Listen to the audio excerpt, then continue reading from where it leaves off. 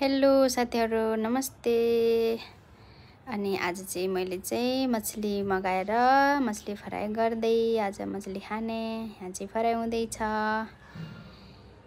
अनि फाइनल्ली हाम्रो मछली चाहिँ बनिसक्यो। मैले चाहिँ भुजासँग खान लाग्यो, चामलसँग पनि राम्रो लाग्छ, फेरि पनि भुजासँग।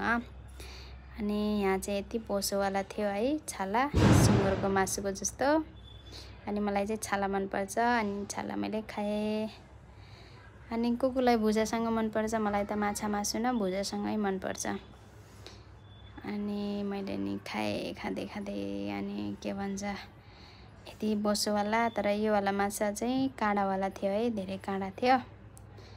अनि दूसरा वाला माछा बिना काँडाको माछा नभेटेर अनि यो वाला माछा लिएर आएको थिएँ पहिले।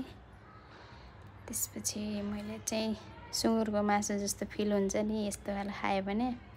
सुँगुरको मासु चाहिँ मैले खादिनँ, फेरि माछा अनि कुखुराको मासु मात्रै खान्छु नि।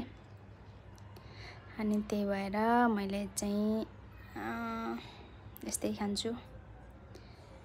अनि तपाईहरुलाई चाहिँ कुकुरलाई मन पर्छ माछा, मलाई त मन पर्छ एकदमै। फ्राई गरेर मैले चाहिँ फ्राई गरेर बनाएको थिएँ। अनि यो उसँग भन्दा के भन्छ यो भातसँग भन्दा चाहिँ मासुमा भुजासँग नै राम्रो लाग्छ है। नखाएको भए ट्राई गर्नु। चिउरासँग पनि राम्रो लाग्छ, तर चिउरा भन्दा चाहिँ मलाई चाहिँ भुजा नै राम्रो लाग्छ है।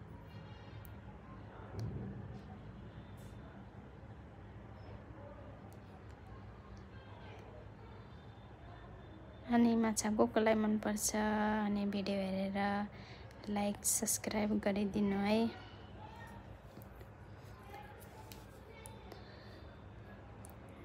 अनि मैले चाहिँ यति खाँदै फेरि खाने राम्रोसँग माछा खाने बेला त राम्रोसँग बिनी खानुपर्छ नि। अनि त्यही भएर चाहिँ म चाहिँ बिस्तारै खाँदै थिएँ। अनि मैले चाहिँ खाँदैछु। अनि बाई बाई हजुरहरूलाई।